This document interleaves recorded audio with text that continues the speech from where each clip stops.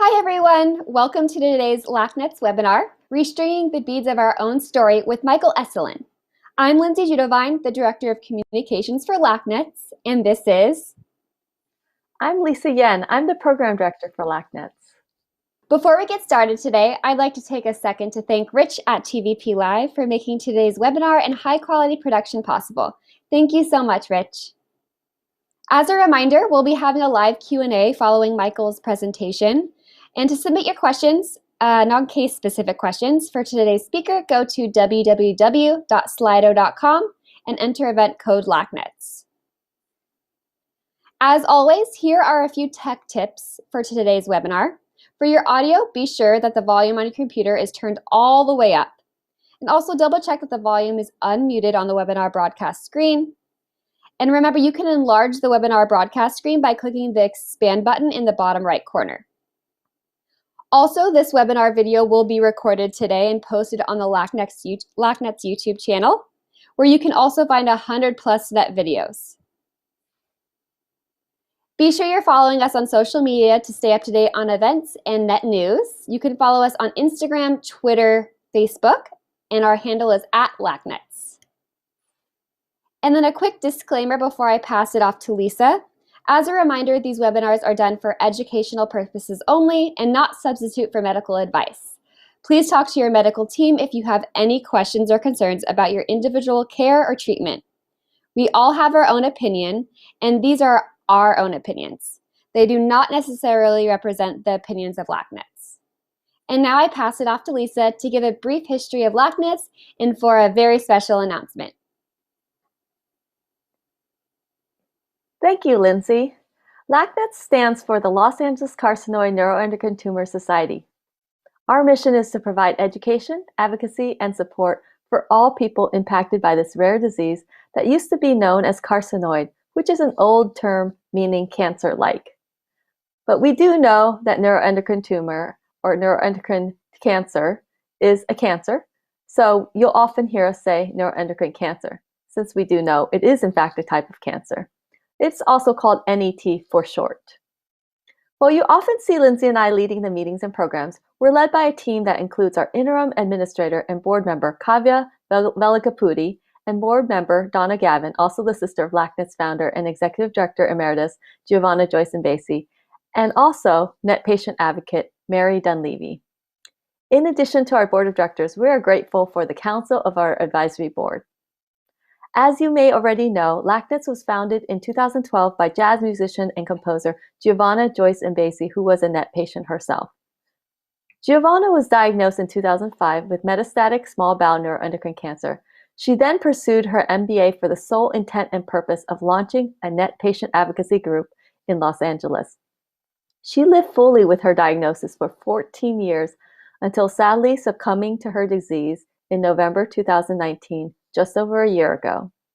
On her last day on this side of heaven, Giovanna said to me with great pride that she felt her greatest legacy was founding and building LACNETS. Our NET hero left a legacy and a vision.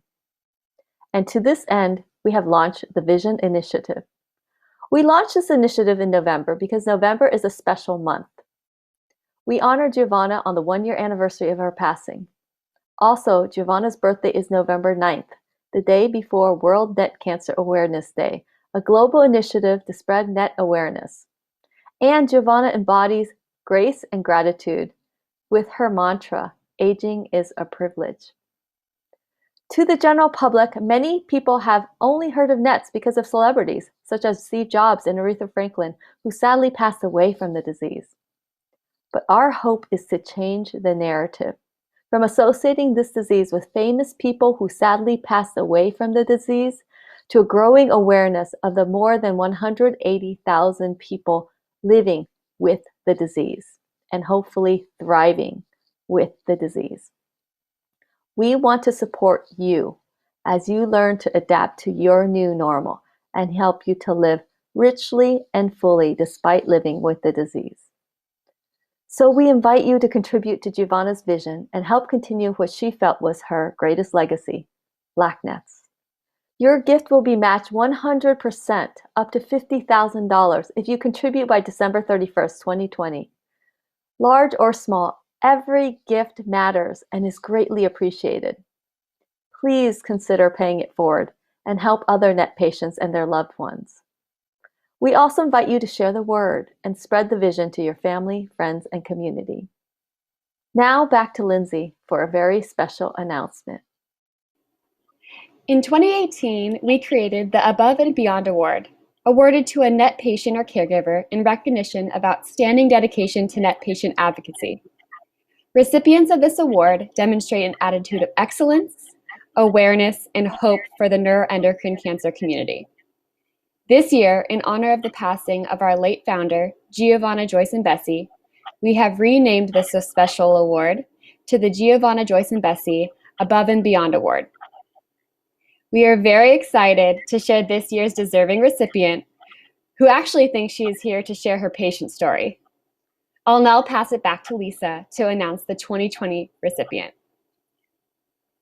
And this year, the recipient of our 2020 Giovanna Joyce and Bessie Above and Beyond Award is a very special person, a dear friend of LACNETS and of our founder, Giovanna Joyce and Bessie.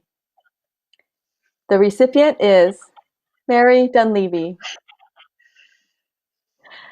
You may have seen Mary at meetings or videos where she shared her story, such as our June 2020 annual conference, where she talked about scanxiety, or the recent November NET Cancer Day Symposium, where she talked about being in a clinical trial with everolimus. Let me tell you a bit more about the recipient. Mary has been thriving despite living with pancreatic neuroendocrine tumor since 2005. She was diagnosed in her 20s with 2 young children under the age of 5. One of the things she is most proud of is that she went on to have twins after her cancer diagnosis. Mary enjoys a very full and active life. She loves ocean swimming, yoga, and traveling with her husband and children to Hawaii. At least she did pre-COVID. And Mary has been close friends with our LACNETS founder, Giovanna Joyce and Bessie, since 2010, and has been involved with LACNETS since its inception. Prior to Giovanna's passing last year, Giovanna personally invited Mary to serve as a member of the LACNETS Advisory Committee. And those of us who know Giovanna know that Giovanna is a visionary, and she is incredibly thoughtful and intentional in all her decisions, especially when it comes to LACNETS, which Giovanna considered to be her greatest legacy. Our dear Giovanna chose Mary for a reason, and I believe that reason is because she saw something special in Mary that she knew would serve the whole LACNETS family and NET community as a whole. Mary has truly gone above and beyond this year. She has been actively involved with the monthly meetings and in-person meetings, and now the virtual NET support groups. She has stepped up to help facilitate some of the virtual weekly support group meetings as well. She serves as a NET Connect mentor since the launch of the program 2 years ago and has connected with many newly diagnosed NET patients or those who have had questions about her experience, such as her experience with everolimus, which she has been taking for 8 years since the clinical trial, or Creon, which has been taken since her Whipple surgery 15 years ago. Those who have had the fortune to connect with her have been encouraged and inspired by her story, as I know we have. This year, in Mary's work with the LACNETS Advisory Committee, she has been an integral part of our LACNETS Vision Initiative, recently launched in honor of Giovanna Joyce and Bessie, in hopes of carrying on her vision of empowering NET patients and caregivers by providing a healing exchange of educational resources and emotional support so we may learn to live richly and fully. And Mary encompasses that vision. Mary recently joined the LACNETS board and brings not only the patient perspective, but also her background in medical and sales training. We are fortunate to have her leadership and guidance. Those who have seen or met Mary at meetings or seen videos of her sharing her story know that she's an incredibly warm, kind, and empathetic person. These are traits she shares with our late founder, Giovanna Joyce Mbesi. And like Giovanna, she has a passion for helping those dealing with this difficult diagnosis and for making this journey just a little bit easier. Mary is an inspiration to us all, and we are delighted to award her the 2020 Giovanna Joyce Mbesi Above and Beyond Award. Mary, you're welcome to say a few words. Wow. This is quite a surprise, and as you can imagine, an incredible honor to be chosen for an award that has Giovanna's name in the title is very touching, and I feel truly honored and inspired to keep helping the community in any way that I can. Giovanna not being here has been an incredibly huge absence for all of us. So being able to step up and do anything, knowing that she would have done the same, makes me very inspired. So I'm so touched to receive this award, and from two amazing people. Thank you, Lisa, and thank you, Lindsay. And I will carry on the torch. Thank you. Congratulations, Mary. Congratulations. Thank you so much. In 2018, the first LACNETS Above and Beyond Award was awarded to NET patient Beth DeBlaise. After her initial diagnosis and recovery from extensive surgery, Beth made it her mission to raise awareness and help others. She organized a whole fundraising campaign on her own and sold cute zebra t-shirts and tank tops, donating all the proceeds to LACNETS. Most recently, she responded to the pandemic by making zebra masks as another fundraising effort benefiting LACNETS. Beth serves as a NetConnect mentor, connecting with newly diagnosed patients. Along with fellow NET patient and NetConnect mentor Brent Curry, she's made hilarious how to join Zoom for LACNETS virtual meetings and how to watch a live LACNETS webinar videos that are really fun to watch. If you need a good laugh, I recommend checking out those videos on our YouTube channel. We've invited Beth to share her story today. It's a story that we hope will inspire and encourage you. Let's now hear Beth's story of strength and resilience. Good afternoon, everybody. For those of you who don't know me, I'm Beth Wilbanks DeBlaise, and I'm very grateful to be here today to share my story with you. I know that during this time of year, the holiday season can be challenging for many of us. It brings up a lot of emotions that we are all feeling, some challenging and some happy. So when I was thinking of how I wanted to share with you today, I thought of some words of wisdom from a dear friend named Giovanna Mbesi. Giovanna had said, "Our stories communicate a lot of the emotion that each of us as patients are going through. That each one of us is contributing to the experience that we are all having, and that each of our stories make a difference." In honor of my friend and that beautiful moment, I have titled my story today, A Shared Experience. I often think of one of my favorite quotes by Maya Angelou. I have many favorite quotes because she's amazing, but this one I want to share today. We delight in the beauty of the butterfly, but rarely admit the changes it has to go through to achieve that beauty. When we experience life-changing events, it happens instantly. but the moments that we choose to create after can last us a lifetime.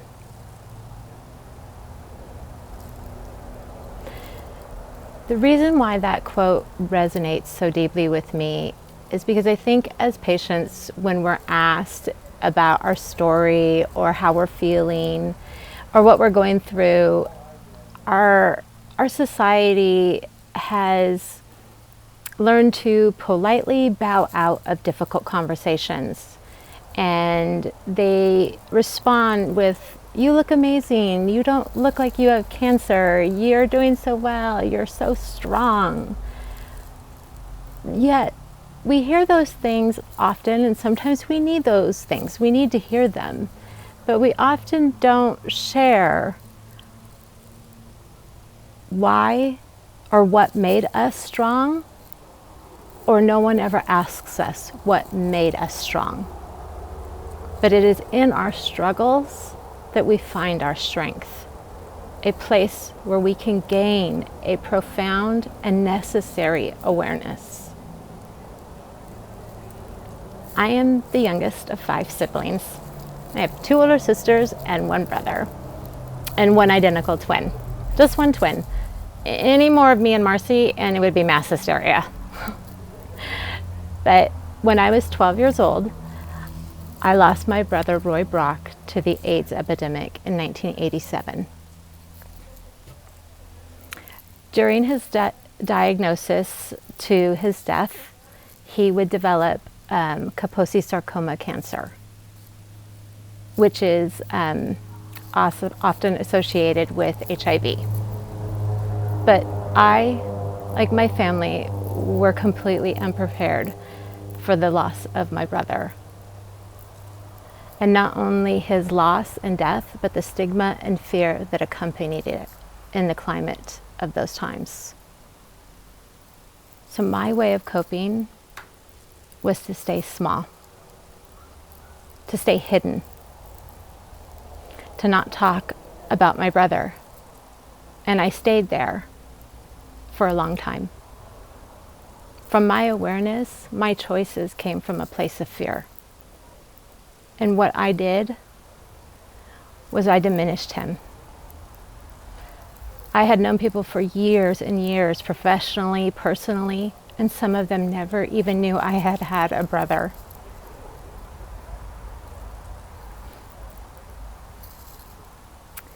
Years later, my older sister Charlene would lose a 2.5-year battle to thymic carcinoma cancer, another rare and non-curable disease. 6 weeks after her funeral, I would receive a phone call from a doctor at City of Hope giving me the results of a biopsy. He informed me that I had stage 4 neuroendocrine cancer. And in that instant, my life changed again. But yet, all I could think of in that moment were not questions of what to ask him, what I should do, where I should go. All I could think about in that moment was, how was I going to tell my parents? How was I going to tell them, after they had just buried their 2nd child, that I had been diagnosed with a rare and non-curable disease? How was I going to tell my children? As I stood in my parents' kitchen, trying to work up the nerve to tell them, the words came out, and it seemed like the silence would last forever until my father slowly approached me. My mother followed. He wrapped me in his arms and told me, "Don't worry, babe. We're going to take care of this. We're going to take care of you." And I believed him. 2 weeks later, I was at City of Hope having surgery. I told would be very invasive due to the heavy tumor burden in my liver. I would lose almost half of my liver, my gallbladder, small intestines, mesentrinsic lymph nodes and pelvic lymph nodes as well. I think I was in surgery for about 10 hours and spent 2 days in the ICU, which is the best nap ever because you're unconscious, and then 10 days at City of Hope recovering. And my parents were there the entire time. In the fall of that same year, during my recovery, my father suffered a heart attack and was immediately put on for surgery. My twin sister and I went to pre-op to see if we could see him before he went into surgery, and because we're the babies, and Marcy told Dad that if anything happened to him, she was going to have to hurt me.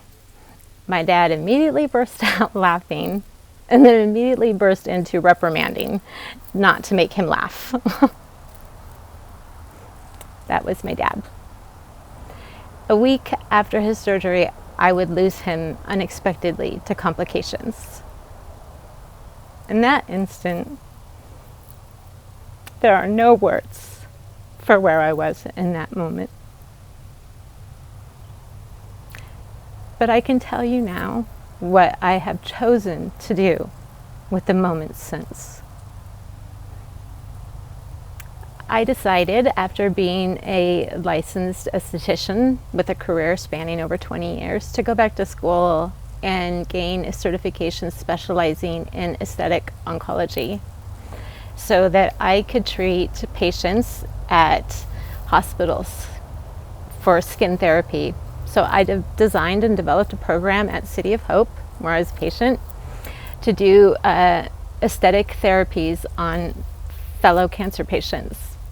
And I realized during that time that the healing connection that I made with these people was such a gift to me. It was healing in ways that I never knew I could heal and grow. I also decided to become more engaged in advocacy and patient support and patient education, and I decided to design a t-shirt and sweatshirt with the zebra logo to raise awareness for rare diseases, knowing that my brother and my sister and myself had all been diagnosed with rare diseases. It was a wonderful time, and it brought me lots of joy, and I'm very grateful for Giovanna and her beautiful presence and light that brought even more joy to my life. After realizing these things, and this last year with everything we've been going through as patients and as a culture and society, I feel a profound connection to all of you. And I'm grateful for that. I'm grateful for how much work and effort Lindsay and Lisa have put into continuing Gio's vision. I see it every day. I see it grow. I see it in you. I see it in your stories. Pain and tragedies are just springboards for us to create a profound awareness within ourselves. And through that awareness, we can create beautiful things. I think of us as pioneers. I like that word, so I decided to look it up. And I realized when I looked up the meaning is that it originated from Middle French, and that it refers to a foot soldier who digs trenches during time of war.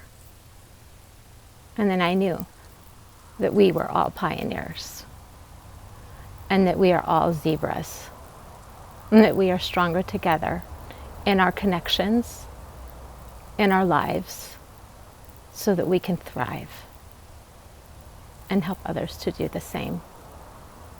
Thank you so much for your time today. Thank you, Beth, for sharing your beautiful story. We are moved and inspired by you. Today's topic is all about stories. Our founder, Giovanna Joyce Mbesi, had a powerful story, as did Beth.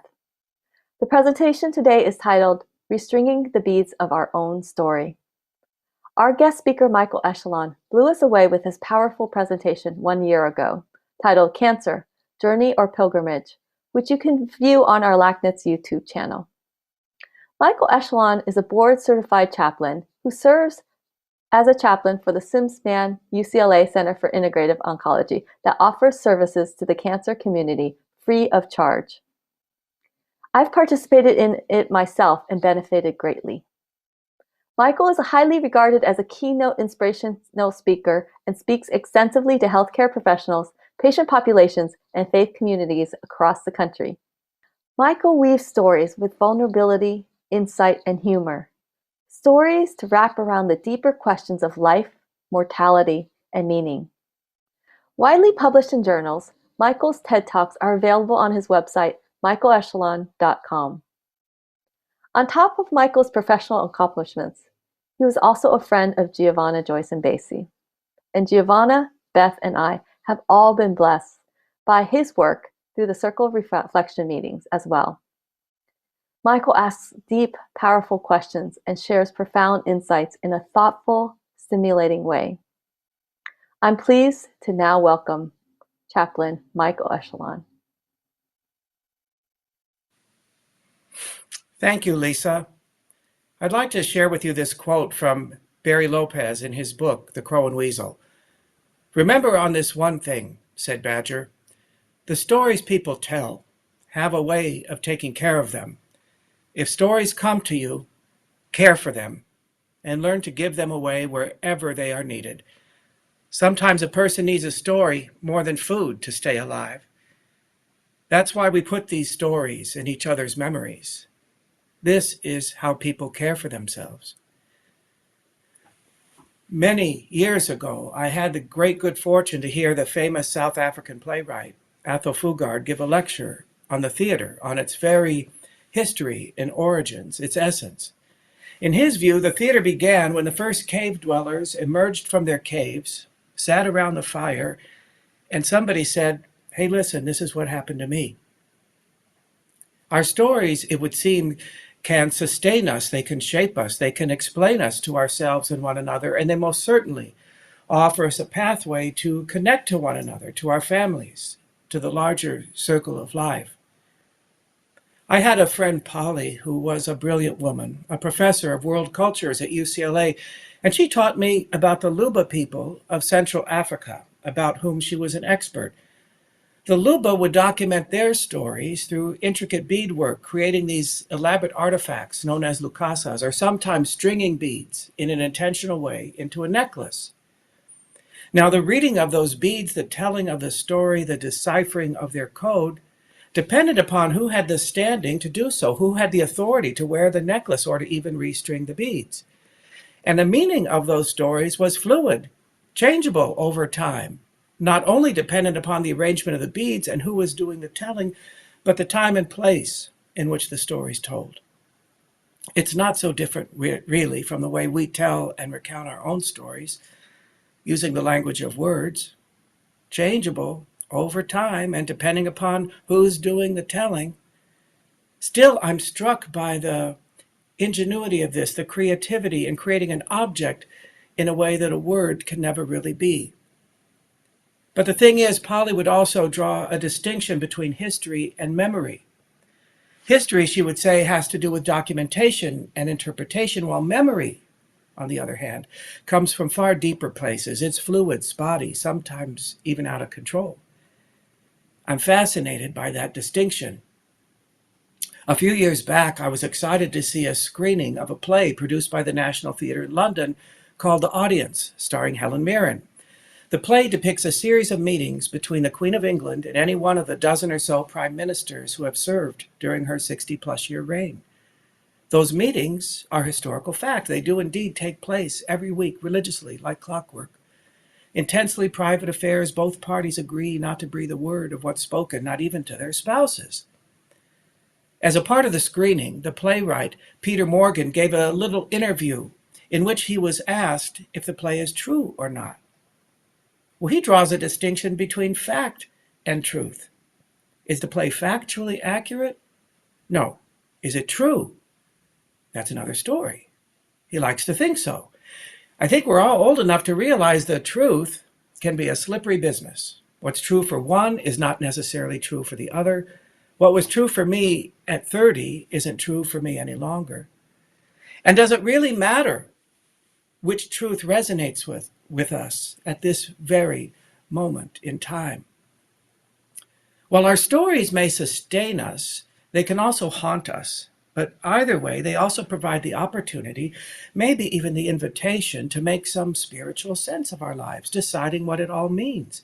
How do our stories intersect with our deeper beliefs about any kind of larger truth or reality? Does God exist? Does life go on after this one? How does prayer work? Why must we suffer? Even though the clarity that intersection might offer might be as fleeting and changeable as the arrangement of beads on a necklace. Sometimes our stories might just serve as a kind of signpost to see us through a particularly challenging time. Norma, in her 70s, has ovarian cancer, and she was telling me, Michael, I get a lot of strength from watching the movie of my own life play in my head. She drew her strength from the very challenges she herself had faced. By slight contrast, many years ago, I worked for a hospice, and I had a patient, Harold, who was in his mid-80s and had suffered a quite debilitating stroke. Every week, I visited Harold. Every week, it was the same thing. He would recount the same 5 or 6 stories over and over again in this closed-loop kind of tape, reliving each moment as he told it in rapid-fire succession. And then I met the most beautiful woman in the world, and we fell in love, and we got married, and we were so happy. And then she got sick, and she died. And the Germans, they were shooting at me, and they shot my buddy right in front of my face. And so it went for an hour, or for ever long I would sit there. If I tried to interrupt Harold's loop and ask him a question, say, Harold, how did you meet your wife anyway? What? What was that? He would be startled as if awakened from a trance. He would answer me, but he would go right back to the comfort of his chant. 80 plus years of life had all been refined and distilled down to 5 or 6 stories, 5 or 6 beads on his necklace. Who would we be without our stories? Sometimes, though, as Polly cautions, I wonder how many of us confuse our own stories, our own memories with history, thinking perhaps they are the whole story, they're the total truth, and they're neatly tucked in the past. That likewise, even the characters who populate our own biographies, the very morals and lessons we took from our own journey are somehow fixed and unchanging. I would suggest it is our ever-present opportunity and even invitation to revisit those stories, reinterpret those meanings, possibly find new openings, and that clinging to the old meaning, the old interpretation might just be a barrier to deeper understanding, deeper peace, deeper wisdom. Albert is in his mid-50s and knows he's dying from pancreatic cancer. He's had a very stormy relationship with his adult daughter, Denise. It seems Albert and Denise have very differing versions of the truth about just what kind of father he was. And it's important to him before he died that he come to some kind of peace with Denise. As a pathway to that healing, I gently made the suggestion of offering Denise a deep kind of listening to her version of the truth, without any need to rebut, explain, defend, contradict. Could he hear her in such a way that he could hear just how it is that her story is true too? Albert understood right away the validity of what I was suggesting because he had experienced something similar himself with me. Albert is one who has plenty of folks in his world with whom to share, but no one to share his deeper fears, anxieties, regrets, without somebody wanting to put a positive spin on things, telling him to just stay hopeful and be strong. That's my role in a way, to offer that kind of listening. Could he hear Denise in such a way that he could put his version of reality aside and allow hers to invade him? And might they discover a love and compassion that is deeper than either one's version of the truth. That love and compassion might be the only true thing, and the facts might just get in the way. It might be the only genuine gemstone in a string full of wooden beads. As one who loves to collect objects from my travels as a way of remembering them, I love this idea of imbuing an object with meaning. The object stays the same, but the meaning might change over time. Sometimes it can be tempting to confuse the object with the meaning itself.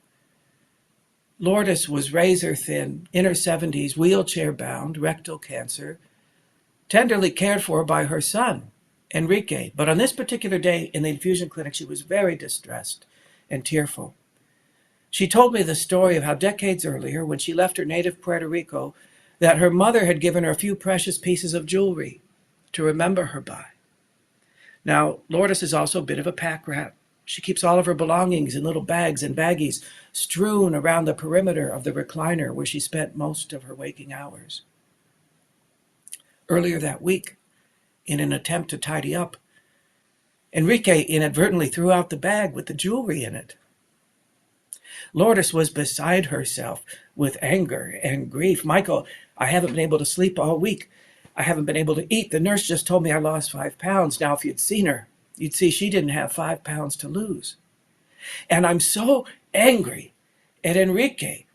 How could he be so controlling? Why is he so careless?" I invited Lourdes to gently take a dip into the spiritual waters of forgiveness, which was not a good call on my part, I must admit. So then I invited a reflection on what was the real gift that her mother gave her. Was it really just a few pieces of jewelry, or was it her undying love and affection as symbolized by the jewelry? And that's a gift that can't be lost, misplaced, or thrown away. But in a similar way, Lourdes seemed to have the gift of precious little time left on the planet. Would she spend the gift of that time enjoying the love of her son, Enrique, or would she spend it stewing in her own anger and grief? She just might. That would be her choice. I sometimes think the very last choice, the very last power we have is to assign meaning to our stories. Shelley is 28. She is bright, smart, perky, a little quirky. She's also got this very rare and aggressive lymphoma. Not quite certain what course her treatment will take next or how much future she can realistically hope for or expect. Her parents took advantage of a very narrow window of time between treatments to whisk Shelley off on her first and likely last trip to Paris. I was thrilled to get to see her in the clinic when she returned. She was there with one of her best girlfriends. I happened to ask the girlfriend, "Why is it that you love Shelley so much?" She thought for a moment and said, "Well, here's an example. Who goes to Paris and when they come back, what does she want to show me but this cheap plastic throwaway bag? She doesn't want to show me what she bought, what was in the bag. She wants to show me the bag itself. Because the bag reminds her of this particular afternoon in Paris, shopping with her parents, and the color of the shop, and the smells of the shop, and the sounds of the street musician wafting in from the sidewalk outside the shop, and the way the sunlight looked on the buildings across the street from the shop." That bag was a container, not for an object, not for a history, but for a memory. I have my own story about a container that likewise serves as a kind of talisman, opening the door to deeper levels of meaning, love, acceptance, maybe even magic that in the end have nothing to do with the container itself. In September 1962, I was about to begin the 3rd grade at Signal Hill School in Long Beach. I needed a brand new lunchbox and thermos to start off the school just right. Although why we ever bothered with those thermoses, I don't know. It seems like they always broke by the 2nd week of school. You dropped the lunchbox once and that thermos would be a goner. Well, the fashionable lunchbox of choice that year for little boys was one that was covered in images of nuclear-powered submarines. After all, this is the height of the Cold War, Cuban Missile Crisis, all of that. The thermos, I remember, had photographic images of sailors peering through the periscope as if the cylindrical thermos were the periscope. I simply had to have that lunchbox. Not because I loved submarines so much or was even remotely interested, but because of internalized homophobia. I didn't know what gay or homosexual was. I didn't know there was anybody else like me. I only knew I was a sissy. I knew I was different from other little boys, and I thought those sailors on the side of that thermos were kind of cute, I must say. That lunchbox would be my insurance policy, proof that I was indeed like the other little boys. So my mom, bless her heart, drove me all over Long Beach looking for that damn lunchbox. We must have hit every supermarket and drugstore within a 10-mile radius. No luck. So I brown bagged it for the first few weeks of school, and Mom said she'd go out shopping, looking again when she had a chance. I came home from school one day. Mom said she'd been out shopping. Still had no luck with the submarine, so she picked out something else for me. Uh-oh. Left to her own devices, she picked out Walt Disney's Wonderful World of Color lunchbox with this big old image of Ludwig von friggin' Drake on it. Ludwig was Donald Duck's eccentric uncle, a mad scientist, a professor. There he is, riding the Matterhorn on the front of the lunchbox. My heart just sank. I sure didn't want to hurt my mom's feelings, but geez, Mom, why not just send me to school in a little cocktail dress and high heels? You can be sure I lost that lunchbox in pretty short order. I don't know what happened to it, Mom. Maybe somebody took it on the school bus. 39 years later, September again, 2001, my mom was diagnosed with lung cancer. There was that awful, agonizing wait for biopsy results to stage the tumor and plan a course of treatment, all the while playing out every possible scenario in our minds. I took a couple days off of work to go spend some time with her. She lived up on the Central Coast while we all endured the wait. Just to get her out of the house, I took her out to lunch. We drove up the coast to the next town north of Morro Bay where she lived, Cayucas. Among my fondest childhood memories of my mom were just such outings, just she and I going out to lunch, doing a little shopping. Despite being enshrouded in all of this fear and anxiety, there was a definite layer of sweetness to that particular jaunt. Well, in Cayucas, there's one of these mini antique malls, maybe a dozen or so antique and collectible vendors stuffed into this musty old storefront. We went in to poke around just to kill time. Both of us were really walking around in a daze. I'd hear my mom cry out, "Oh, honey, come look. My grandmother had a sugar bowl just like this one." All these little touchstones to the past, teeny little beads on her necklace. I made my way up the stairs, and at the top of the stairs, there was a vendor who specialized in vintage lunchboxes. And what do you know? There on the top shelf was my submarine lunchbox. But get this, it had my name painted on it. Mike. You cannot imagine my astonishment. I called out to my mom, "Mom, come up here. You're never going to believe this." Well, she had long forgotten the Lunchbox Story, so I filled her in. We had a big belly laugh over that. And then she said, "Well, you got to get it, aren't you? You're going to buy it. You have to." I said, "Mom, it's $50. What am I going to do with a rusty old lunchbox? I sure have better things to do with my money than that. Maybe it's enough to know that we found it at last. And that it's here." When I got home, I told my husband, Scott, about our magical find, and he was so upset with me for not having bought the lunchbox. Scott always wants what's best for me. Always. So he took it upon himself to call our good friend Gail, who knows everything about antiques and collectibles. Gail gets on the phone, makes a few calls, finds that vendor up in Cayucas, and they bought me the lunchbox and had it sent home as a surprise. There isn't a container big enough to contain the levels of meaning, acceptance, love, magic in that story. You can make of it what you will. The object stays the same, but the meaning changes. Sometimes I think we get so attached to the meaning we might make from one particular chapter of our story that we base our interpretation of all subsequent chapters on that one particular meaning, only to discover the pain of having to reinterpret that chapter because life demands it. My grandmother Barbara, my dad's mom, was one tough cookie, fiercely strong, independent, hard-working, no nonsense. Her standard reply to the greeting, "How are you?" was, "I'm just as mean as usual." She lived well into her 90s and would say she had no regrets. What's more, she had never been wrong about anything, not even once. And she meant it. A couple years before she died, she suffered a quite debilitating stroke, which robbed her of the ability to drive and to go to work, as she had done every day at the Long Beach Bakery, the family business.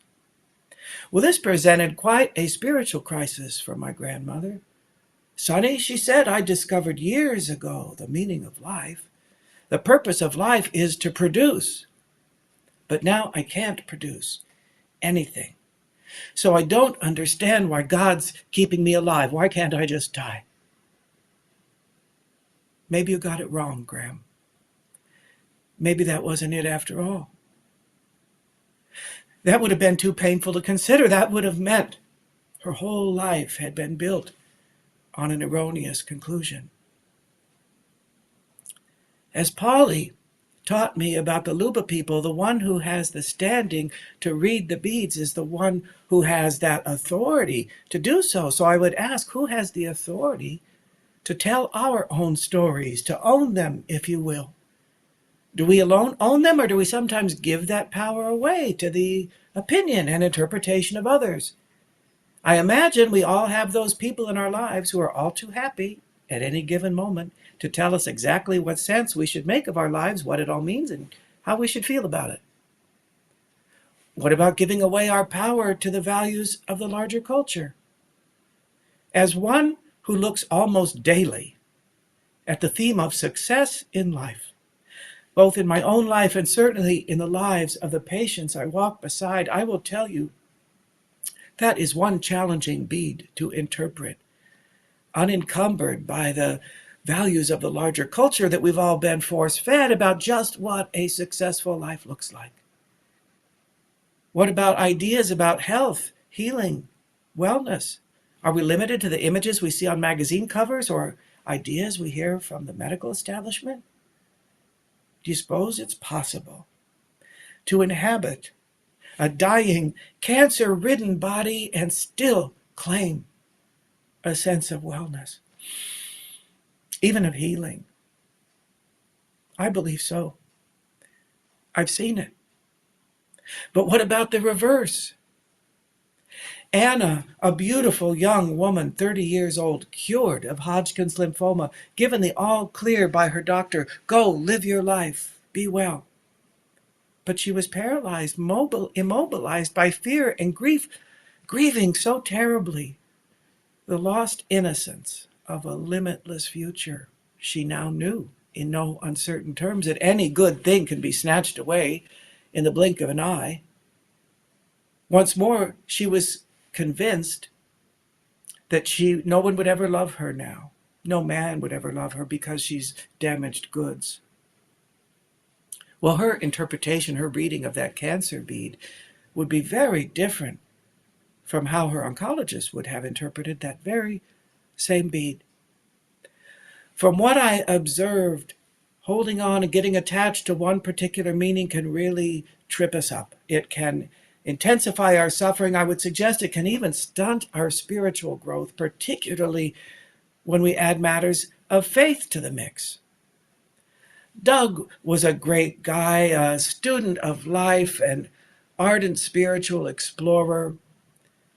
I think you might describe his theology best as sort of New Age. For Doug, his core spiritual value was that of forgiveness. Everything came down to that for him. So when he was diagnosed with colon cancer, he was convinced he got cancer because he'd never really forgiven his ex-wife, Tracy. They married when they were quite young, got divorced not long afterward, and though they've been divorced for years, he confessed, I've never really let go of my anger at her for her betrayal of me. So this became his spiritual quest. His life depended on it, forgiving Tracy. He read books and engaged in forgiveness exercises and listened to tapes of lectures. And until the final test, Michael, I've decided what I'm going to do. I'm going to call Tracy, and I'm going to tell her from that deepest place in my heart, I forgive you. Well, I guess Tracy didn't realize she'd been in trouble all these years. She had moved on, was living a different story. But she did tell Doug she was glad he'd found some peace, and she wished him well. But when his oncologist told him that his recent scans revealed that he was in complete remission, well, he had all the proof he needed. It was because of forgiveness. He would tell anyone who would listen with the passion of a zealot. That is until the cancer came back. It can be a dangerous and cruel business, attaching ourselves to any particular meaning and seeing it as fixed.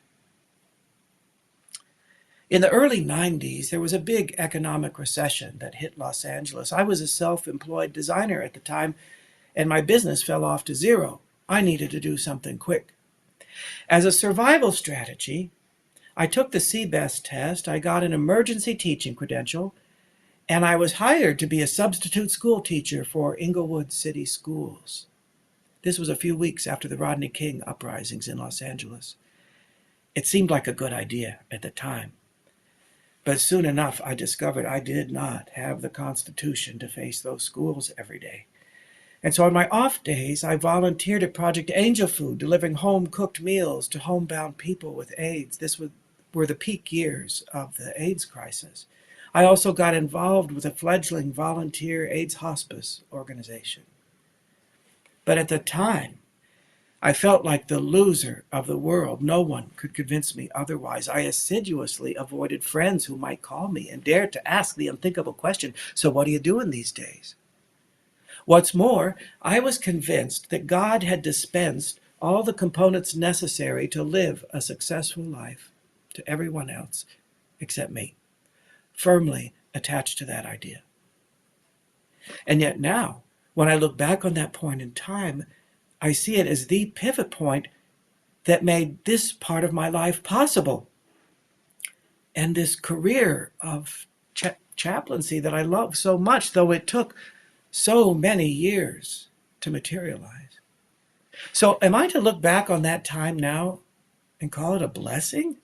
Hurting so badly that I wanted to die.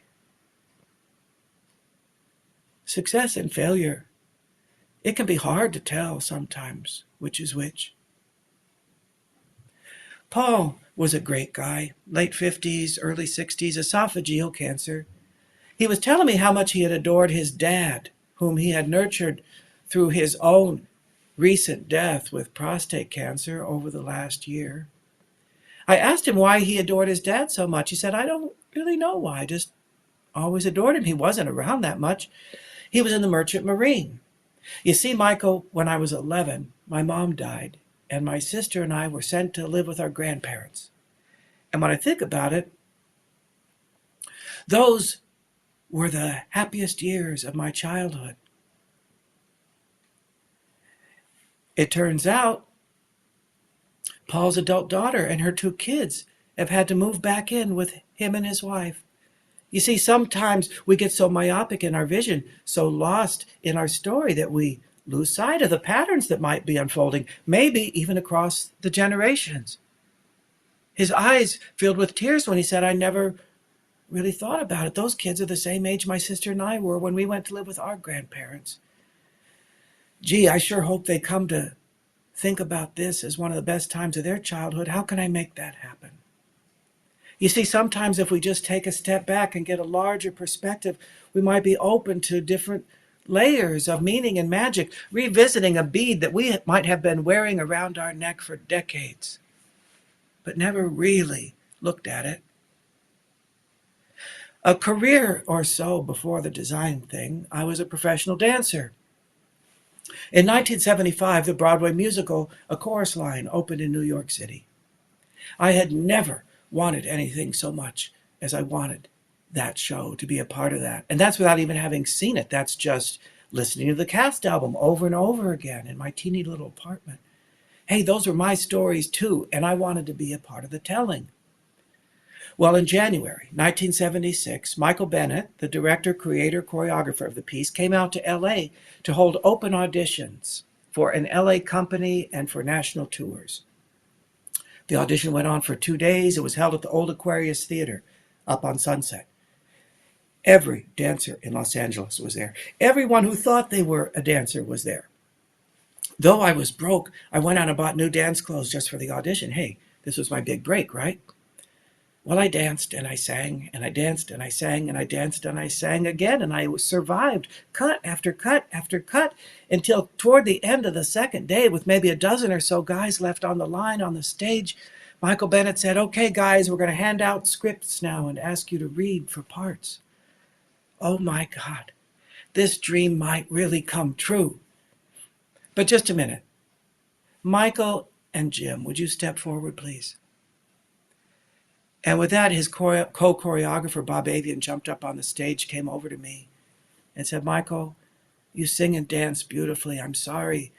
There's just no part for you in the show." I couldn't breathe. It was as if my stomach had been kicked in. What, you didn't know that yesterday? I sucked up my tears. I scrambled to get my bag, and I darted out the stage door into the alley where I just lost it completely. Jim was a few feet in front of me in just as bad a shape. Just then, Charlene, who had been assisting Michael with the audition and with whom I had worked on a few TV specials at the time, came bolting out the stage door, and she ran up to Jim, a few feet in front of me. She put her arm around him to comfort him, and I overheard her offer him another job right there on the spot for an upcoming TV special as some kind of consolation prize. Hey, what about me? That memory is still so vivid. Fast forward 40 years. Every Saturday, at least up until the pandemic, I take a dance class with former professional dancers of, shall we say, a certain age. I call it my old farts dance class. It is heaven on a stick. It is church. It connects me to this deep, sacred part of my spirit. It's taught by Walter Painter, a choreographer who gave me my very first job at Sacramento Music Circus in 1973. He's assisted by his wife, Charlene, the one in Same from the alley behind the Aquarius Theater in 1976. Now, I love Charlene to pieces. It never occurred to me to tell her my memory that day. What's the point? It's ancient history. Well, a few years ago, I got a terrible summer cold, and I was up all night coughing so violently that I ruptured a vocal cord, and I bled. I lost my voice completely, couldn't utter a sound even if I wanted to for several weeks. I think my husband Scott was kind of happy about that, actually. The cold got better, but I still had no voice, so I went to dance class. And it just so happens that the national company of the Broadway revival of A Chorus Line was in town playing at the Pantages Theater. Some of the women in my class had been in that original production. One had even starred in the London production. So I got to class a little early. Some of the women are sitting around, stretching, chatting, waiting for the ballet class to wrap it up in the studio before us. One of the women had been the night before to see the production at the Pantages, so she was offering her critique and review. And then the other women started chiming in. "Oh, yeah, I remember when Michael Bennett called me and asked me to go to London with the show." And inside, I was just dying. It was as if a 40-year-old scab had been ripped right off. All of those feelings of disappointment and rejection and dashed hope, it all came flooding back as if it were yesterday. And I couldn't talk. I could only listen. And just then, Charlene chimed in with, "Oh, yeah, I remember Michael called me and asked me to help him with the audition out here in LA. And I told him, "But Michael, I haven't even seen the show yet." And he said, "Charlene, the audition is the show." You're telling me. I so desperately wanted to say something, to say, "Charlene, I was there that day. This is what I remember." Not because I wanted to beat her up, but because I wanted to claim my own story, to own it. And in a moment, I had an awakening to the perfection of that moment, that I couldn't speak, that I could only listen, because you know what? It's my story. It's not anybody else's story. It's certainly not Charlene's story. It doesn't even really have anything to do with Charlene. It only matters to the degree I've assigned it meaning on my biography. And what if in the end it doesn't mean anything at all? Sure, we might all use our stories to inspire us, explain us to ourselves, or in this case, perhaps to anchor us into a deep sense of humility, perhaps compassion for those wounds that never really heal. But it would be our folly, I think, to attach ourselves to any particular meaning and see it as fixed. You see, sometimes we keep our eyes and hearts open, and when the gods are smiling, our stories can circle back on themselves and offer us a kind of liberation, release, maybe even redemption, all from our willingness just to go back to the story one more time. 1984, the year I turned 30. Fueled by my spiritual convictions at the time and my understanding of the truth that I first needed to create the space in order to have the kind of success I wanted, I decided to quit my nice steady job at a small design firm in order to set the stage, to have my own success with my own business. I would live off my savings and then credit cards until the universe saw fit to fill my well-appointed stage with clients. So my thinking went. Things didn't go exactly according to plan. While I eventually made a go of it, had a nice successful business for many years, those first few years were rough. I do not exaggerate to say they rocked me to my very core. That first Christmas, 1984, I didn't have enough money to buy my family Christmas presents. It occurred to me, as both my grandmothers were getting on, one was 89 and one was 79, that I might interview them both about their lives and record the interviews on audio cassettes. We didn't have camcorders then. And I'd give out copies of those cassettes as my Christmas gift. Do I need to tell you how embarrassed I was to offer such a humble gift? I mean, I knew it was a sweet, meaningful gesture, but I also was acutely aware it did not speak to the kind of success I had certainly hoped and expected to achieve by age 30. It seems so nutty now. I was pretty exhaustive in my questioning of both of them, asking them not only about their lives, but about their feelings, their fears about what's to come. And this is decades before being a chaplain was even on the radar screen. As one had been born in 1895 and the other in 1905, both had lived through astonishing chapters of human history, technological achievement. I asked each of them, what event, what invention has impressed you the most, has had the greatest impact? And of course, I had my preconceived idea what their answer would be. Oh, to see a man walk on the moon, of course, or to fly in an airplane for the first time, to talk on a telephone, to be able to vote as a woman. How delicious to have your assumptions thrown back in your face. My grandma Ann, my mom's mom, thought for a moment and said, Social Security. They didn't have it when I was younger, and I wouldn't be able to make it without it. My grandma Barbara, the tough cookie, said glazed donuts. She lived very nearly through the entire 20th century. Glazed donuts. Your grandfather came up with a recipe to make them with potato flour when wheat flour was rationed, and it saved our business. It meant we could eat. Pretty darn concrete, practical answers. Hard scrabble lives, both of them. Those tapes have been tucked away in a shoebox somewhere for 30 years. A few years back, I went up to see my mom for the weekend. I happened to have a speaking engagement that Sunday. After the church service, my sister, my mom, and I went out to lunch, and we were driving back to my sister's house. And my mom was sharing with us that she felt like there was a black spot on her heart with respect to her own mother, all stemming from one comment my grandma had made to my mom not long before she died, a comment that was so painful for my mom to hear. It made her question whether her mother ever really loved her or not. No matter how she turned it over and over again in her head, she could not let it go. I hadn't thought about those tapes in years. And I suddenly thought, Mom's got to hear that tape. I didn't know why. I didn't know what information was there for her, but I knew she had to hear it. She had to hear it soon. And so then I was suddenly obsessed. How quickly can I get back up here? Where's my copy of the tape? How will I play it for her when I find it? We got to my sister's house, and lo and behold, she found her copy of the cassette. She also happened to have a dusty old boombox out in the garage. So we dusted it off, brought it in the living room, plugged it in, inserted the tape, and we all sat down for a listen. The three of us staring at the boombox as if it were that campfire that Athol Fugard talked about. Just to hear my grandmother's voice for the first time in the 25 years since she had died, oh, it elicited this full body kind of sigh. And tears, of course.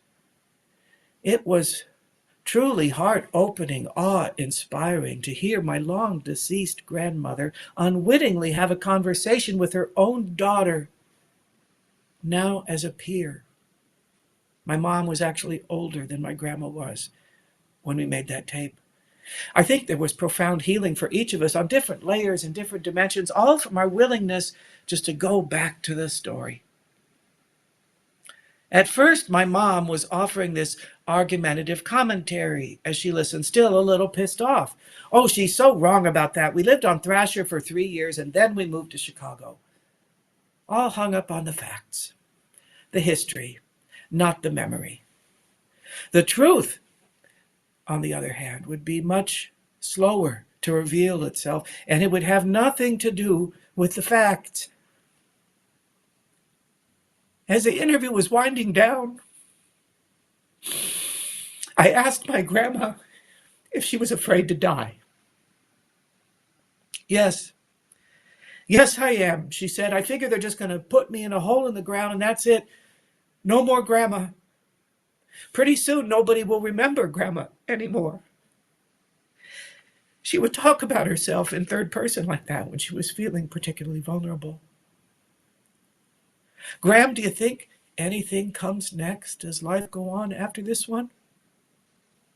No, she said. No, I don't think so. Betraying every fiber of her Italian Catholic upbringing. What do you think, honey? She asked.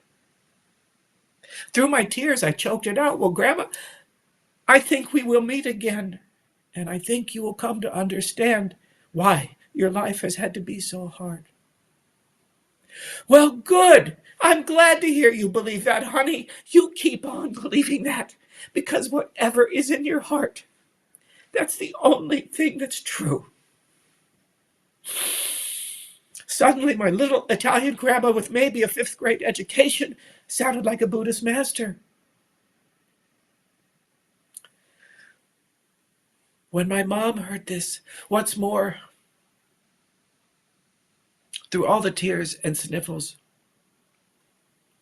on the tape, you can hear clinking of dishes, silverware, comments like, did you get enough to eat, honey? She was feeding me lunch. Was that warm enough for you? How about some potato salad to go with that? There's plenty of truth right there. When my mom heard this, she said, why, she was just stunned, amazed. Why haven't I heard this before? How? I didn't know this about her. What's this all about? It was as if she could hear her mother for the first time as an individual, as a person, separate. And at the same time, it was like looking in the mirror. What's more, she said, it's like a miracle. The black spot on my heart is just gone. I feel free to love my mom again as I always had, ever since I was a little girl. Gee, I guess it wasn't such a bad Christmas gift after all. I was disappointed I couldn't get her a sweater. But the thing is, it was a love that seemed deeper, more expansive than one that could be narrowly defined as one between a mother and daughter. Yeah, our stories are important. They anchor us into reality like nothing else. And when we dare to go open that old book again and revisit those stories, they even have the power to reveal the very essence of love itself. But the craziest irony of all is that it might be a love that is storyless. No story. It might be the only true thing. 8 years ago, 2012, I attended my 40th high school reunion. There aren't too many settings which are more ripe for the telling of stories than a high school reunion, and I have found, if we keep our hearts and eyes open, any greater opportunity to revisit those formative stories. I've attended each reunion in 10-year increments. Each one seems to have its own flavor and personality. At the 10-year, for instance, it seemed everybody wanted to show off and prove how successful they'd become. At this age, I think most have been humbled by life and loss a bit. I always experience them as a compressed kind of time warp. I'm 14 and I'm 54 in the same moment, and I'm looking at everybody else through the same lens, looking right past all the wrinkles and the extra weight and the missing hair, and I still see the handsome football player and the perky cheerleader and the bully and the one who made me laugh so hard in ninth grade English. Still, everyone's memories doesn't serve them quite so well. I remember Randy Tischauer came up to me and said, "Yeah, Mike, I remember you always walking around in your Letterman's jacket." No, Randy, that would not have been me. Just then, Gary Wilson, who'd known me since third grade, knew me for the sissy that I was, chimed in with, "Oh, trust me on this, Randy. Mike never would have had a letter in anything." Gee, thanks, Gare. I was Mike then. The highlight of my evening came late. I was desperately looking for an empty table to sit down and just catch my breath from all of this overwhelming nostalgia. I wasn't seated but a few moments, and up walks Cheryl Young. "Hi, Mike, remember me?" I did remember Cheryl. I remembered her since junior high, though I'm certain we never had a class together, and I can't recall even a single conversation that we may have had. But I knew who she was. She had this short mop of curly brown hair and a wide silk scarf tied around her head. She had the sweetest smile, and she spoke with a kind of simplicity that made me think a little something else was going on. "Well, sure, I remember you, Cheryl. Have a seat. How are you? How's life?" "Well, I've had some health problems," she said. "I had thyroid cancer, and earlier this year I had an AVM. Do you know what that is?" "Yes, I do. It's an arteriovenous malformation. I used to work on the neuro floor." With that, she pulled back her wig to reveal a very nasty scar across her skull. "I'm so sorry to hear that, Cheryl." I asked to hear a bit more about her story, and in a few moments I realized I have no need whatsoever to hear one more bit of her story. What's more, I have no need whatsoever to share even a word of mine. What I felt was this urgent need to say, "Cheryl, I'm so glad you're here." Meaning at the party, of course, but in a much deeper way here in life. "Can I give you a hug?" "Oh, yes, please," she said. And when I hugged her, I had this overwhelming sensation that if there is such a place as heaven, this must be what it's like. Our stories just melt away. They just don't matter anymore. They are only this circuitous path that took us on this journey to now, where we can meet and we can hug and we can say, "I'm glad you're here." A year later, Glenn Johnston, a most beloved member of my family, my mom's partner for the previous 15 years, the love of her life that she waited 70 years to find, took his own life. Approaching 90 and in failing health, resolute that he would not be a burden to anyone, he would not die in a hospital, he would not die in a nursing home. He chose to write the ending to his own story. He left my mom a note on a corner scrap of yellow-lined paper. 3 words: "I love you." He left the note on the unfinished jigsaw puzzle he had been working on the night before. 90 years of life all came down to 3 words on a corner scrap of yellow-lined paper. Boy, that is one bead that we keep turning over and over and over again in our hands, that love bead, trying to understand it, the size of it, the weight of it, the facets of it, the color, the texture. It's so precious. We don't want to lose that. We want more.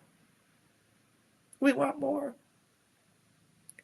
We might spend our whole lives stringing and restringing our beads, trying to make sense of it all, and it might come down to that one bead. Maybe our stories really do matter. Maybe they are everything, in fact, that make us who we are. And maybe they're just stories. As for myself, I'll just say, I'm glad you're here. Thank you.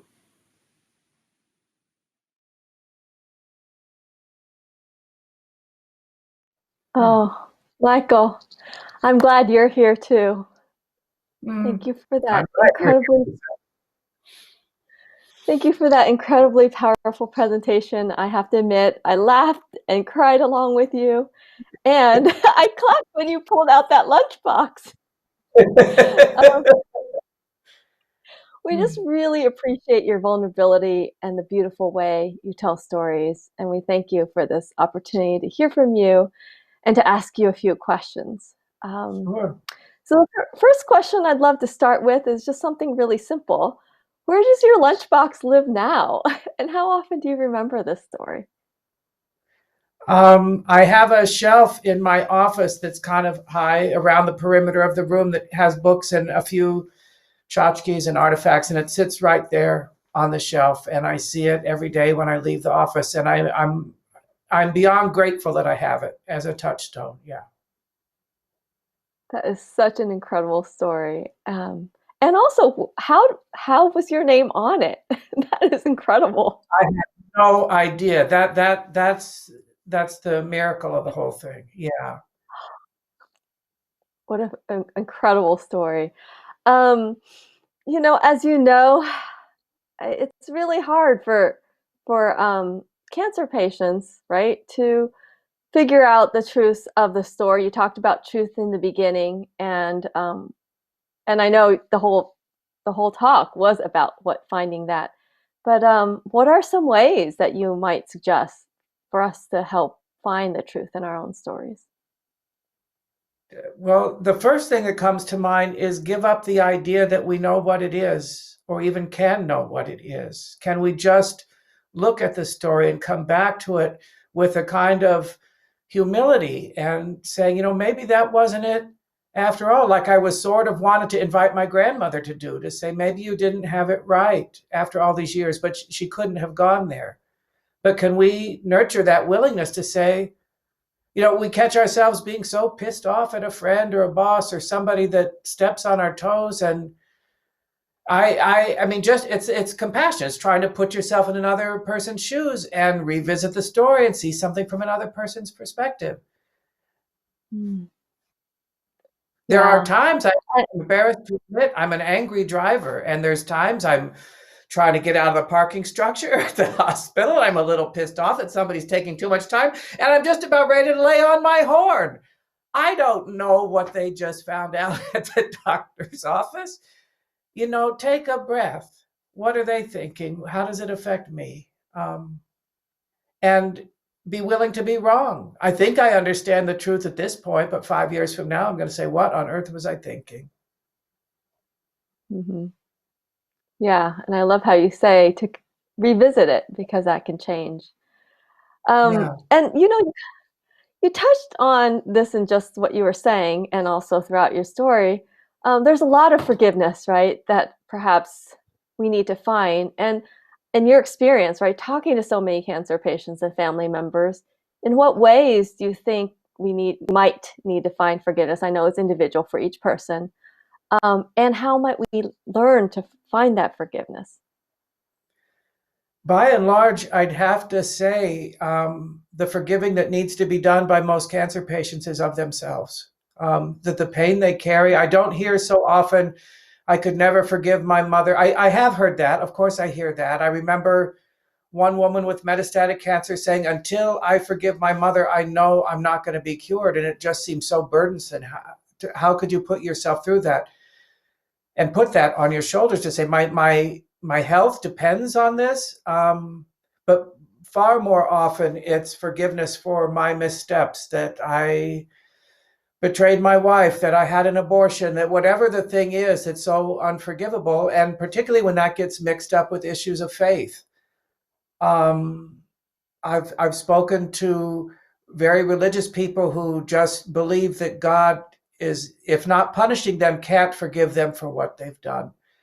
And one thing I will often ask, if you could just imagine, if you were God, would you forgive yourself? Would you understand why you had the abortion or stole whatever you stole? The answer is usually yes. And my response to that is, if you could forgive yourself, and if God exists, wouldn't God have to be at least as generous, at least as loving, at least as compassionate as you are? Forgiveness of self is a lifelong journey for so many of us, myself included. Mm-hmm. And how do you, in that journey, and I know it's process, what are Yes. some strategies might you suggest, or some ways that we could even take those first steps? One thing is not taking it all so personally. And I know that sounds crazy. 25 years ago, I went to a therapist and I was struggling so much with anger toward my dad. And every week I would want to enlist her outrage at, you wouldn't believe what he did this week kind of thing. And she would sit there calmly, and it says, he sounds like Albert just being Albert. Why do you take him so personally? And at first I thought, well, how do you not take your dad personally? But I understand the truth of it. People are just being people, myself included. This is what I do. Can I just start to honor that I'm doing my best each step of the way? I'm going to mess up, guaranteed. I'm going to hurt people, guaranteed. Mm-hmm. Can I breathe into the humanity of that and know that my forgiving myself is the first step to me being able to forgive you, to give you the grace to be a human being? I know this sounds maybe kind of abstract and hard to get your hands around, but it's not a 1, 2, 3 list kind of thing. Mm-hmm. Mm-hmm. It sounds like a practice of letting go. It is that. We're talking. Mm-hmm. Yeah.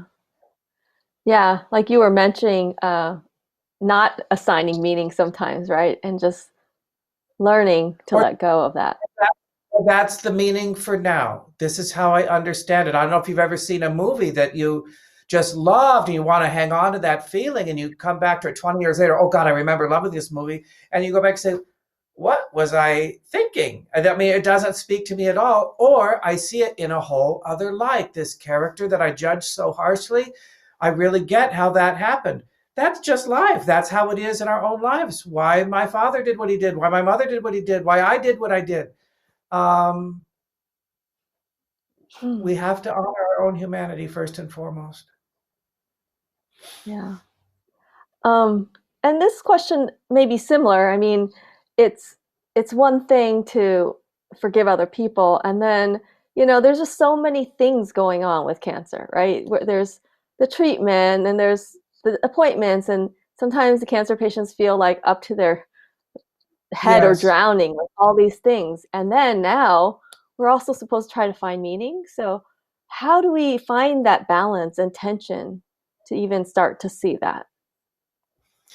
I think we need to take the pressure off ourselves to find the meaning now and trust that it is unfolding, and that maybe I'll get it now, maybe I'll get it a lifetime from now. But probably as a stepping stone to finding that meaning, for me, a big theme is coming to terms with mess and coming to peace with the messiness of life. Life is messy. We come in covered in blood, screaming and crying. Why do we suspect or hope that at the end of life, it's all going to be peace and easy? I'll check everything off of my list to do. I'll lie down. I'll have flowers on my chest. I'll fold my hands like this, and everybody will be around me singing hymns, and I'll just fall asleep. That doesn't exist for anybody. So mess is how life is. And in this culture, in American culture particularly, we think it should be mess-free. And so when I'm feeling like I'm overcome by the mess of my life, I'm drowning in it, there's no way I can find meaning in this. I'm just trying to get to the next breath. Can I breathe into that and just have it be, okay, it's a mess. That's the meaning right now. It's a mess. And I may die and leaving a mess. Can it be okay? Can I trust that most of the meaning in life comes upon review, looking back on it. We don't often get it when we're in this very moment right now, unfortunately, but that's part of being a human being too. Yeah, I love that. I love that it doesn't have to be now, and it's really okay to be messy. Yeah, the other thing that was really powerful that you were talking about was having that power, right, to give the meaning. So really, it's so common to feel powerless, right, with everything being taken and our lives being turned upside down. So how do we hold on to that power when we feel powerless? I think we have to be mindful when we're looking for it to come from outside of ourselves, or when we're listening to those who really want to give it to us. Well, you know what this all means. You know that God's punishing because of this, or you know if you would just forgive, you would be okay. All of those, everybody else's interpretation does not have any validity. It's their interpretation of the movie of your life. Just like you can sit right next to somebody and watch the same movie and you can feel like, wasn't that the greatest thing ever? That just explains everything to me. And my friend next to me is asleep or thinks, no, I don't think that was so red hot. Same movie. The interpretation is up to you. And for me, that's an excellent metaphor to just kind of hang on to, that it's my choice. It could be a kind of a mantra, what I'm going to make of this experience now. And for now, it might be overwhelming. Speaking of movies, I quote this 1,000 times. 30-some years ago, a movie Tootsie came out. Terry Garr gives a hysterical performance. She has a very comic meltdown when she discovers that Dustin Hoffman doesn't love her. And she's just flipping out, and Bill Murray's trying to calm her down. No, no, no, no, no. And she just says, stop it. I just have to feel this way until I don't feel this way anymore. That I was a young man when I heard that, and it went right to my gut. That is the truth. I have to feel this way until I don't feel this way anymore. When I go berserk after I lost my keys, or I know there was a pen here and it was my favorite pen and it's gone, and I know I'm acting like a crazy man because I can't find my pen, I can also sort of be observing from back here somewhere. Okay, I have to feel this. I have to get this out. This is some other stress that's coming out over something. I'm just putting it all on the pen. But right now I'm going crazy over the pen. And that just has to be okay. Thank you for that. Right. Oh, wow. Just being okay with that. Yeah. And you talk a lot about musical or plays. Just for fun. What's your favorite one? Oh, that's an unfair question. Maybe what I come back to again and again has layers and layers of meaning is Stephen Sondheim's Follies. It's a bunch of Ziegfeld Follies girls, or Ziegfeld-like Follies girls, who come back to a theater in the 1970s where they performed before it's being torn down as a reunion, revisiting their ghosts, their old dreams, what they were thinking when they were here, what they wanted, where they are now. It is a haunting, beautiful piece. And I get something out of it every time I see it or listen to it. Yeah. And the theater and stories, I mean, we all learn from other people's stories too. Oh, yeah. I learn from my patients. I feel like they give me infinitely more than I give them. Just the willingness to share, this is what happened to me. It all gets back to telling the story by the fire again. And hearing yourself tell it, you honor it in a way that when you think you're carrying it, oh, I think I know what that story was about. But having somebody listen to you and witness it and receive it, it gets into your DNA in a different way, I think, with each telling. So you're saying it's really important for us to tell our stories if we can. You bet. And find one person to listen every now and then. Yeah. So how can we find that person? Or write them down, because I realize everybody doesn't have that person who's willing. Write them down and read them aloud to yourself. It will be, or even record them and listen to them back. It's something about getting it out. And you hear it. If you can't to hear it, you listen. Yeah, I love how your grandmother had that recording that you all could then listen to again. I encourage all of my patients, whether death is imminent or not, to create that legacy. What a gift. Generations from now. And not the what, by the time that you read this, I'll be dead kind of ponderous thing. What were you insecure about in middle school? Who was your best friend? Tell me an embarrassing story. Who was at your wedding? Or anything that no detail is too small. As I say with my grandmother, the most profound thing was the dishes and she'd get enough to eat, honey. I mean, that was it. Maybe that can be our pandemic project. And that leads to another question, what other suggestions might you have to help us keep our spirits up during the pandemic?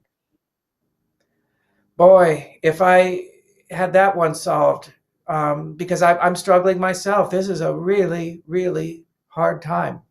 And I don't have cancer. But it gets compounded around holiday time. And that can be confounding too. For years, we didn't do it this year just because of the pandemic and everything. I've led a group about facing the holidays with cancer. There's such a demand from the culture that we feel a certain way this time of year, and we better get with the program and decorate the house and talk about what we're grateful for. What happens if we're not grateful? What if I don't want to hear carols? All they do is make me sad thinking about what I used to have that I don't have anymore. And so I come back to the same idea of how can we have grace and honor for ourselves and our own humanity? What would feel good in this moment? Lying down on the couch and getting lost in Netflix, then go do it. Light a candle and celebrate it. Go to the beach if that's something you like. Watch a sunset by yourself. It doesn't have to be, I'm supposed to be with people. I'm supposed to be with this. Well, we can't right now. So how can I be attuned to little teeny miracles? The way the breeze felt on my face when I stepped out of the house today. Oh, that was nice. And say that is enough. We have to maybe adjust. And I'm talking to myself. I'm not acting like I have this down pat. I'm just saying, reorient our focus. And that this moment might be sacred, it might be enough, and there isn't a candy cane or Christmas tree in sight. And our ancestors knew these things. We've just blown it out of proportion. Virtually every religious tradition this time of year has some kind of holiday rooted in this idea of light in the darkness. When we didn't think there would be any, the oil ran out and we still had light. The Savior was born. Whatever the tradition is, and so much of that, the Christmas story is rooted in pagan myth. We didn't know it's the shortest day of the year, and we don't quite know, is the sun going to come back? Do we really know that? Is spring going to come back? So we're going to gather together and say, yes, we are going to wait for the spring. That's about as sacred way to keep this holiday as any, to believe that spring is possible, even if it means I die between now and then. Will there be renewal? That's a statement of faith to say, yes, I think so. Mm-hmm. What a beautiful metaphor, right? That there will be light after this darkness. Mm-hmm. Yeah. Thank you for that. Now, this is a really hard time of the year. And so those suggestions are helpful, right? Just to do the simple things, to find the simple joys, and it doesn't have to be big. Right. Mm-hmm. And perhaps, finding those opportunities to tell our stories, even if it's writing it down or recording it. Yeah, and no story is too small to be unimportant. That's what the kind of the magic is. When you start to write about your first crush or your first rejection, just what did the room look like? What was I wearing? What did it feel like? I thought nobody would ever love me again. Just put it down. No, don't even have to read it to anybody else if you don't want to. Yeah, I'm just getting my story out. And when you remember the detail or embellish it as you will, again, memory and history aren't the same thing, but that's what resonates with you now. That's what you take from the story now. That's what the movie means now when you watch it. When you watched It's a Wonderful Life when we were kids, we didn't get half of what the beautiful message of that movie is. Every year I see it, I go, oh, now, it's the same story, but we just bring a different awareness to it. Mm. I love that. No story is too small. Yeah. Yeah, so maybe we start small. Start small. At this time, we have to. We just have to. Because life won't let us do anything. Yeah, very true. And so, some of us like to read other people's stories or hear, like you were talking about movies. And I know that you have books and poems that you often will read and suggest. So, Yeah. for those of us who are taking this time to contemplate and other than telling our own stories, but taking in other people's or just looking for some contemplation or inspiration, what might you recommend? Well, I love, love, love the poetry of Mary Oliver. I just don't think you can go wrong with her. And she deals so much with themes of using the imagery of nature with themes about life and death and renewal. I love the poetry of David Whyte. He's an Irish poet. That's Whyte. Likewise, very rich. John O'Donoghue, another Irish poet I love. I love the book Tattoos on the Heart by Father Greg Boyle, who started Homeboy Industries in East LA. He runs a business to give jobs to gang members who get out of prison, and they have to work with gang members from opposing gangs. And the humanity in those stories is almost everything you need to know, to me, about life. Yeah, thank you for that. And I know Mary Oliver was one of Giovanna's favorites too. That's really special. Mm. Well, that was our last question, and I just wanted to thank you again, Michael, for sharing your insights with the cancer community and the community at large. It feels especially appropriate and helpful during this time of the year and during this crazy year in general to hear from you, to be inspired, to be reminded. All those little pearls that you gave us, just tell our stories, to start small, to be okay. And that we will be okay too, that there will be light and there will be meaning. And it will be messy. So what? Yeah. It'll be messy, so what? Yes. And thank you Yeah. for being that person to be willing to listen to our stories and to hold them for us. We thank you so much. And until Thank next you. time, bless you so much. And now I'll give it back to Lindsay. Thank you again, Michael.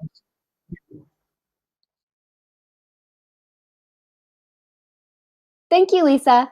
As a reminder, be sure you're following LACNETS on social media. We have Facebook, Twitter, and Instagram.